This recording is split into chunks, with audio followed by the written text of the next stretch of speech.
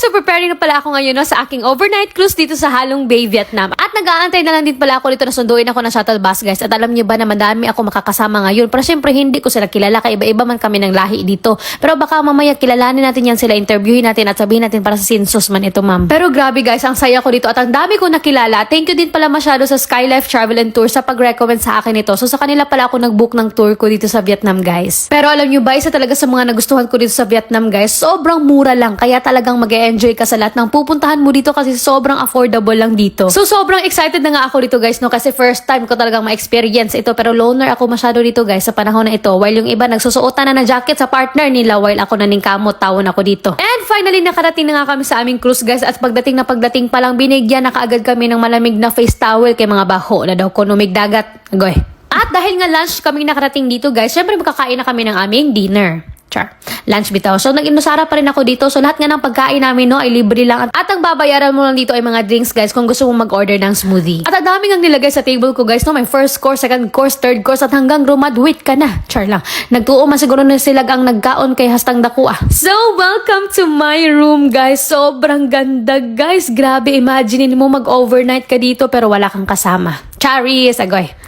Grabe guys, what a nice view. It's very aesthetic. At alam nyo ba, sa mga panahon na ito, sobrang peaceful sa pakiramdam. Yung tipong ang ganda ng room, nasa ibang bansa ka, ang sarap ng mga pagkain, sinamahan pa ng napakagandang view. At talagang wala ng space for sadness. At ipasikat ko rin pala dito yung CR ko guys, no? Sa sobrang laki ng kanyang window, pwede ka mangumpanya dito while nagpapalabas ng iyong hinaing sa tiyan. Goy. At dumiretso na nga ako dito sa taas guys no, para makita ko kung gaano kaganda ang Halong Bay, Vietnam. Grabe, imaginein mo guys kung paano ginawa ng Diyos to. Sobrang ganda talaga. And hopefully madala ko na naman yung parents ko dito para makita nila kung gaano kaganda yung nakikita ko ngayon. At after nga kanina syempre gumabi na lain sa sigirag buntag. So pinapunta nga kaming lahat dito sa taas no, kasi may ibibigay na naman sila na pagkain, prutas lang yung binigay. Ay, nakapante man sa ate sa akong likod na hot down naman siguro siya sanina.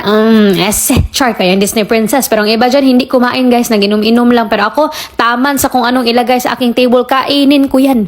At isa din sa mga nagustuhan ko dito guys, so ang dami mong makikilala. At dito nga guys, inaya nga din ako magkanta-kanta. Binira ako ng aming tour guide.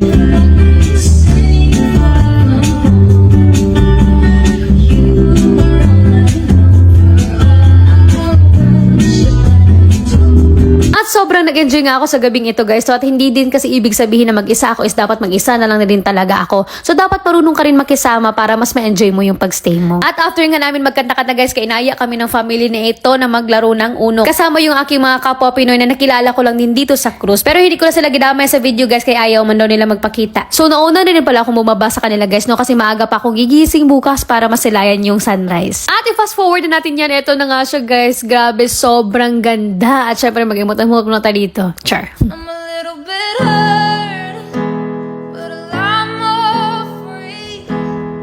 I ain't saying that you never took a toll on me, and for what it's worth, I can finally see that I'm a little bit hurt, but a lot more free. Yes, at hanggang dito na lang muna guys. And after nga rin sa aming last activity ay uuwi na rin kami at nagpaalam na rin sa aming cruise. And now yung mga na-realize ko, time goes fast. From being a kid who's afraid of traveling and living alone to becoming a woman who's sometimes alone and lives independently in abroad and now able to travel the world. Soon ikaw na rin.